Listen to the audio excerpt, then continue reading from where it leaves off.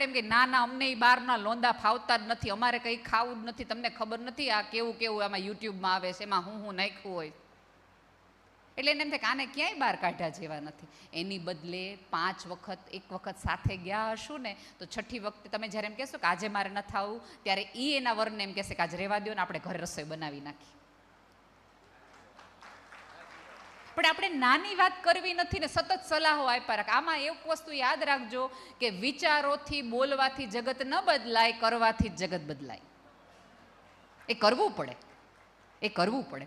જ્યારે એ બહાર જમવાની વાત કરતા હોય અને આમાં કેવું થાય ખબર છે, એક સ્ત્રી આખા દિવસ સવારથી સાંજ તમારી માટે મંચુરિયન બનાવે, ઘરે મંચુરિયન બનાવે.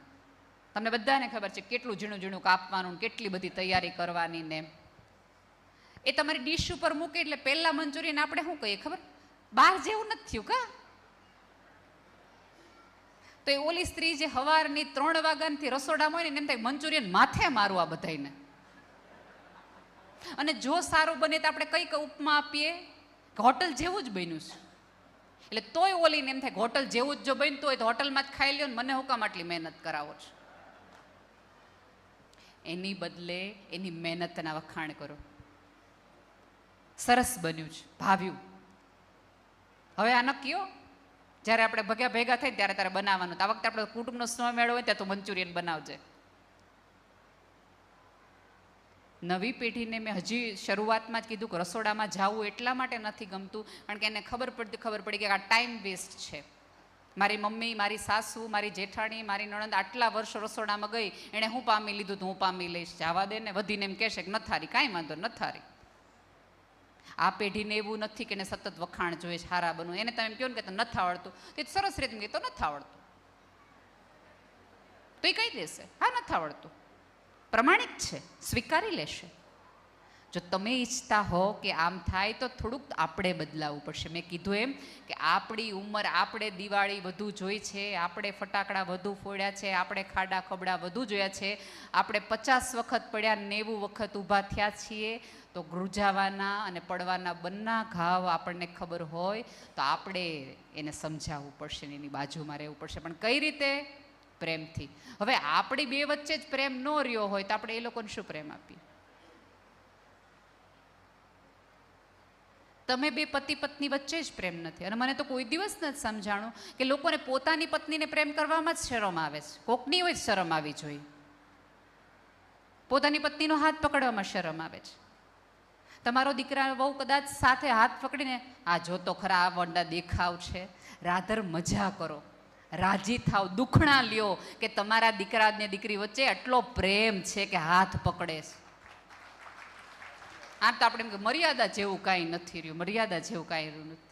એની બદલે સરસ રીતે એને વખાણ કરો તો કદાચ એને તમારી સંસ્કારની ભાષા સમજાશે. અને તો એ ક્યારેક તમને એમ કહેશે, અને તો એ દાદા દાદીને હરિદ્વાર મોકલવાને ક્યારેક હોંગકોંગ મોકલશે કે બાપુ હોંગકોંગ જવા જેવું છે. તમને તમારે બની શકે કે જે જુવાની તમે ન જીવી શક્યા એ જુવાની તમને તમારી દીકરા વહુ ને દીકરો દેખાડે. હા, સાદી વાત છે. જી ભાઈ. બેન જય શ્રી કૃષ્ણ. જય શ્રી કૃષ્ણ. અમારા સમાજને મૂંઝવતો પ્રશ્ન છે આ. જી. 15-20 વર્ષ પહેલા એવું એક ઝુંબેશ અમારા વડવાઓએ હલાવેલું કે સ્ત્રી શક્તિ સમાજ શક્તિ એમ કરીને. તો અમારી દીકરીઓ એ બીડો ઝીલી કરીને ભણવા માંડ્યું ને ભણીને એ ગ્રેજ્યુએટ થયું, ડબલ ગ્રેજ્યુએટ થયું. પણ વળાંક ઊંધો આવ્યો. આજની તારીખમાં અમે સગપણ કરવા જઈએ છીએ ને તો અમે કોમ્પ્રોમાઇઝ કરીએ છીએ કે બેટા તને અમે ભણાવશું ખરા પણ સામે પાત્ર કદાચ નબળો સબળો આવશે તો તને અપનાવી લેવું પડશે. એટલે શું જે છોકરા છે એ હિસાબે ભણતા નથી ને બાયું ગણ્યું આગળ વધી જાય છે. તો અમારામાં એક સગપણમાં જરીક એવી કારણ કે હવે હું આ ઉંમરમાં સગપણ કરવા મારી દીકરીને નીકળું છું ત્યારે આ કષ્ટ અનુભવું છું. બેન આનું કાંઈ સમાધાન પ્લીઝ. આમાં એવું છે કે આ પ્રશ્ન દરેક જ્ઞાતિનો છે, માત્ર આપણી જ્ઞાતિનો છે એવું નહીં. મહિલાઓ કરતાં મહિલાઓ આગળ જ છે, ભણવા જ મંડી છે. એનું કારણ એ છે કે નવી નવી સ્વતંત્રતા દીકરીઓને મળી. પાંખ હજી આવી જ છે એટલે સટાક દઈને ઉડવા માંડી. એને બીક લાગે છે કે નહીં ભણવું, નહીં સફળ થાવ તો ઘરમાં બેસાડી દેશો. અને દીકરામાં તો કેવું હતું કે દીકરા હોવું જેટલું પર્યાપ્ત ને વાહ વાહ વાળું છે કે એટલે એને કંઈ સાબિત નથી કરવાનું. દીકરીઓએ રોજ પોતાનું અસ્તિત્વ સાબિત કરવા માંડી છે, એટલે ભણી, વધુ સાર્ક માથે ભણી, પોતાના પગભર થઈ. જેટલું ધ્યાન સભ્યતાએ કન્યા કેળવણી ઉપર આપ્યું એટલું કુમાર કેળવણી પર ના આપ્યું.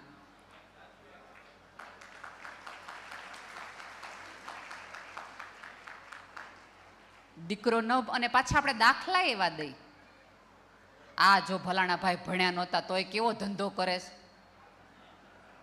એટલે છોકરાઓ સાંભળે, ઠીક આપણે તો કમાવાનું જ છે ને, તો એ તો ભણ્યા વગર કમાય. જો ને આપણે પપ્પા નહોતા કહેતા, ફોનમાં તમે શેર બજારમાં 3 જણને એમ કહો કે આજે આખા બેઠા બેઠા ઘરે બેઠા કમાઈ લીધા હોય 80,000.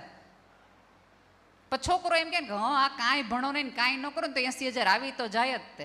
પછી સટ્ટો રમે.